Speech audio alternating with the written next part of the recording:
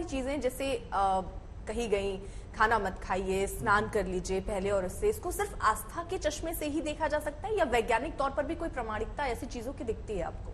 नहीं, वैज्ञानिक तौर पे ये इस तरीके के कई एक्सपेरिमेंट हुए हैं। देखिए, आप कैसे उसको जज करेंगे कि इक्लिप्स है हुआ और आपने उस भोजन जो बना के रखा था उसको टेस्ट किया कुछ पैरामीटर पे और ग्रहण के बाद किया, क्योंकि वैसे भी आप देखिए कि हमारे यहाँ पे कहीं की परंपरा है ताज़ा खाना खाने की, बासा खाना नहीं खाया जाता।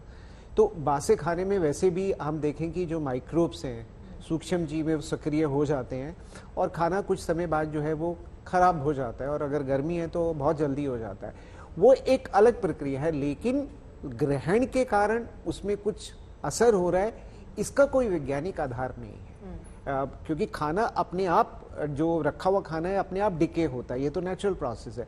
लेकिन उस दौरान, ग्रहण के दौरान कुछ किरणों की वजह से उससे कुछ असर पड़ रहा है, वो नहीं। क्योंकि आप एक बहुत साधारण सा लॉजिक लगाइए कि सूर्य से जो रेडिएशन है वो रोज आता है, हमेशा आता है, ग्रहण हो या ना हो।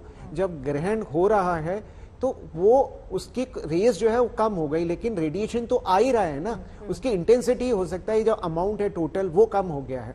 तो उससे आपको क्या वो खास क्या किरण निकलेगी? जैसे कि रेडियो एक्टिव की इन्होंने बात की, ऐसा कुछ नहीं है। रेडियो एक्टिविटी अपने आप में एक अलग वो है। रेडियो एक्टिव कंपाउंड हमेशा एक्टिव रहते हैं, वो तो सूरज से उसका कोई वो ग्रहण से उसका कोई कनेक्शन ही नहीं है, वो तो एक एलिमेंट है, वो डिके होता रहता है, वो ऑलरेडी है। अब यूरेनियम की अगर हम बात करें तो उस पे ग्रहण का क्या असर होने वाला है? खाने पर तो आपने बता दिया, सोना नहीं चाहिए, इसका भी कोई परिणाम आप देखते हैं क्या वैज्ञानिक तौर पर? देखिए, मान लीजिए आप ऐसी जगह पे हैं जहां पे जो ग्रहण है वो दिखाई नहीं दे रहा, क्योंकि सूरज तो हमें इधर आधा इधर दिखता है, आधा, और ग्रहण का जो पीरियड है वो उस तरफ पड़ रहा है जहां पे सूर्य नहीं दिखाई दे रहा है। तो आपके यहाँ पे रात है, तो आप सोएंगे जागेंगे उस वक्त?